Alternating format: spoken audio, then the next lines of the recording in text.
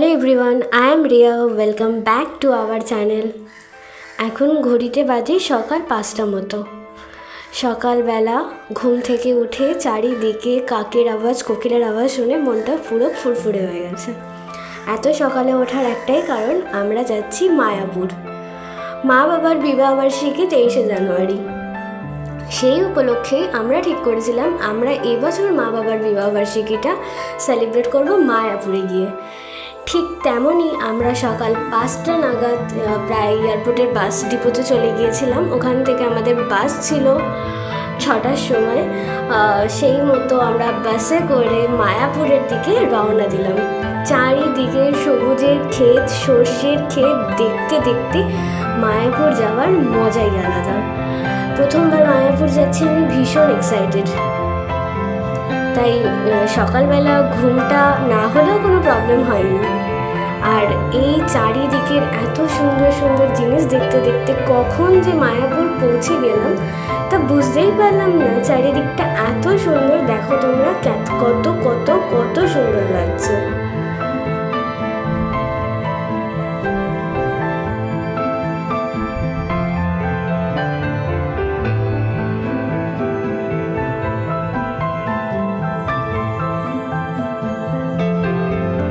সবাই বলে মায়াপুর নাকি একদিনেই ঘুরে ফেলা যায়, কিন্তু আমার একদিন কোথাও গিয়ে থেকে পরের দিন মানে সেই দিনকেই আবার ব্যাক করতে আমার একদম ইচ্ছা করে না।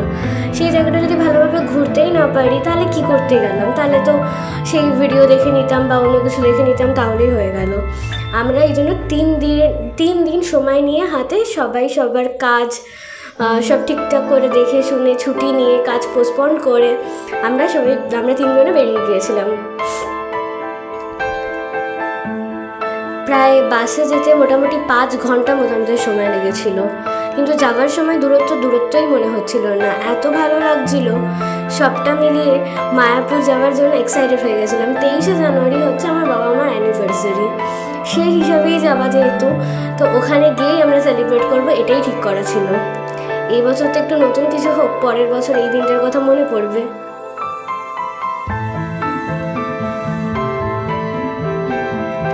মায়াপুর যাওয়ার আগে আমাদের বাস এক জায়গায় দাঁড়িয়েছিল, সেখানে সবার ব্রেকফাস্ট কমপ্লিট করে নিচ্ছিল। এটা আমাদের বাস ছিল।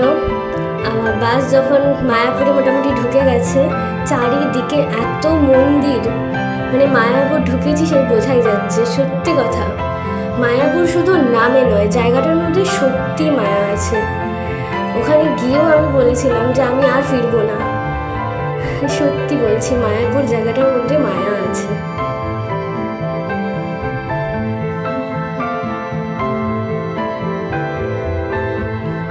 আজকে যে ভিডিওটা তোমাদের সাথে শেয়ার করবো সেটা শুধুমাত্র প্রথম দিনের, এবং সেকেন্ড ডে, থার্ড ডে পরপর আমি ভিডিও আনার চেষ্টা করব।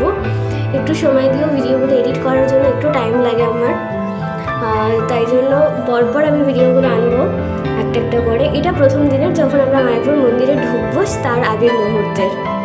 দেখো চারিদিকে, বললাম না চারিদিকে মন্দির, আশ্রম। এই আশ্রমগুলোতে আমরা লাস্টের দিন একদম টোটো করে নিয়ে ঘুরেছিলাম। লাস্টের দিন যখন ঘুরেছিলাম সেই ভিডিওতে তোমরা এইগুলো মন্দিরের ভেতরে কী আছে, শ্রী চৈতন্যদেবের মাসির বাড়ি, বারবার সবাই বলছিল নিমাইয়ের মাসির বাড়ি, তো পরপর এগুলো সবটা তোমাদের দেখাবো। সেটা লাস্ট দিনের যে ভিডিওটা, মানে যে লাস্ট দিন আমরা যে মায়াপুর থেকে চলে আসে দিনের ভিডিওটা যখন আনবো তখন ওখানে সবটা দিয়ে দেবো। আমাদের এই বাসটা পুরো বলেছিল যে ইস্কন মন্দিরের ভেতরে ঢুকবে, ঠিক যেমন বলেছিল তেমনই পুরো বাসটা ইস্কন মন্দিরের ভেতরে নিয়ে গিয়ে দাঁড় করিয়েছিল। আর চারিদিকটা আমি যেতে যেতে ভিডিও করছিলাম, এত সুন্দর লাগছিল সে কী আর বলবো। আমরা আগে থেকে হোটেল বুক করে যেতে পারিনি, যেহেতু মোটামুটি এটা সিজন ছিল। এখানের ভেতরের যে হোটেলগুলো ছিল ওই হোটেলগুলো আমরা কিছু পাইনি। হয়তো অনেক দিন আগে থেকে বুক করে রাখলে পেতাম, কিন্তু যেহেতু করা হয়নি, আমাদের হুট করে সব কিছু অ্যারেঞ্জ করা হয়েছিল, তো সেরকম কিছু হয়নি। আমরা এই জন্য বাইরের একটা মায়াপুর মন্দির, ওই যে দেখো এইখানে যে দেখা যাচ্ছে এখান থেকে মায়াপুর মন্দির, এই জায়গাটাতেই আমরা ছিলাম। দেখাবো সবটাই তোমাদের, আমাদের হোটেল সবটাই দেখাবো। এই জায়গাতে আমরা ছিলাম, আর ওই যে মায়াপুর মন্দির, ঠিক এতটা ডিস্টেন্সে আমরা ছিলাম মায়াপুর মন্দিরের থেকে।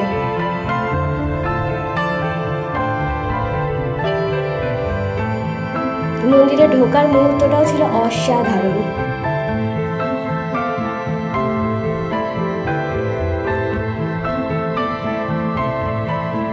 আমাদের বাস পুরো এই যে 4 নম্বর গেট থেকেই বাস পুরো ঢুকবে ইস্কন মন্দিরে। দেখতেই পাচ্ছ ইস্কন শ্রীধাম মায়াপুর মন্দির লেখাই রয়েছে। এবং যখন বাস ঢুকলো তখন যেন আলাদাই একটা মায়ার মধ্যে জড়িয়ে গেলাম। সত্যি মায়াপুর নামের মধ্যে মায়া আছে। এগুলো প্রত্যেকটা ভবন দেখতে পাচ্ছ, পরপর সবকটা ভবন যাবে। যেহেতু বললাম আমরা আগে থেকে কোনো ব্যবস্থা করিনি বলে আমরা কোনো ভবনে জায়গা পাইনি। আমি আগের দিন চেষ্টা করেছিলাম, কিন্তু আগের দিন বুক করলে ওরা হয় না। এরা যারা বুক করেছে তারা অনেক দিন ধরে চেষ্টা করেছে আগে থেকে। আমরা যেহেতু হুটহুড়ি সবটা ঠিক করেছি তো হয়নি, তো কোনো অসুবিধা হয়নি। এখানে অনেক হোটেল আছে, বাইরেও অনেক হোটেল আছে, আর সমস্ত হোটেল খুব ভালো। বললাম যেমন আমাদের বাস মোটামুটি ঢুকে গেছে ইস্কনের ভেতরে, এবং এইখানটাতেই বাসটা দাঁড়িয়ে যাবে। এই বাসটা পুরো ধর্মতলা থেকে হয়ে আমাদের এয়ারপোর্ট হয়ে পুরো মায়াপুর ইস্কন মন্দিরের সামনে এসে দাঁড়ালো। মায়াপুর মন্দিরে ঢুকে যাওয়ার পর দেখো চারিদিকটা মায়াপুরের, তখন যেহেতু আমরা মোটামুটি ঢুকেছি বেলা 12টায়, একটু রোদটা বেরিয়ে গিয়েছিল, অতটা ঠান্ডা লাগছিল না। এই যে মন্দিরটা,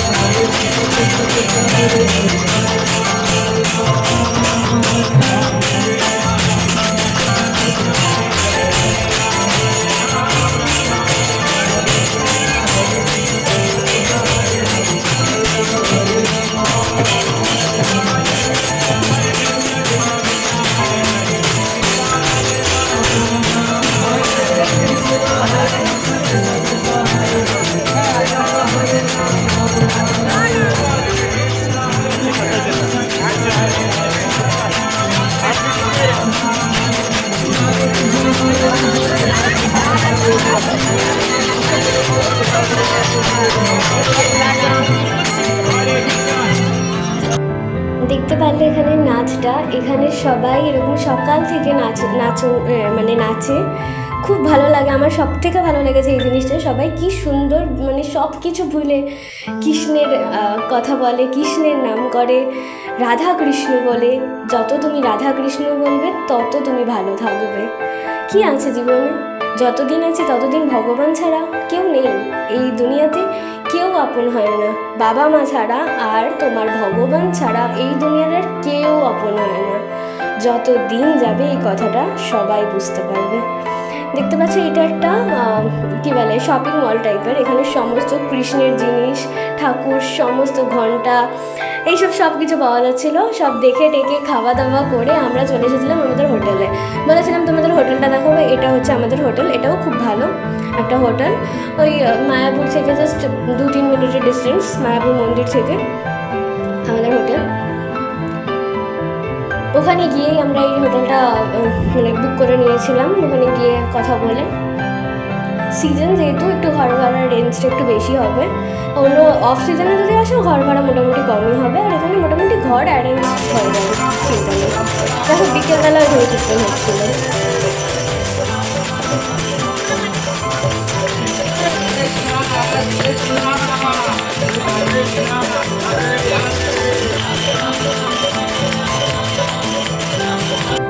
সন্ধ্যাবেলা আমরা মন্দির থেকে ঘুরে টুরে এসে রাতের খাবার জন্য চলে এসেছিলাম। পাশেই একটা ক্যাফে কাম রেস্টুরেন্ট মতো ছিল, তো এখানে যেহেতু সমস্ত কিছু ভেজ আইটেম, ননভেজও পাওয়া যায়।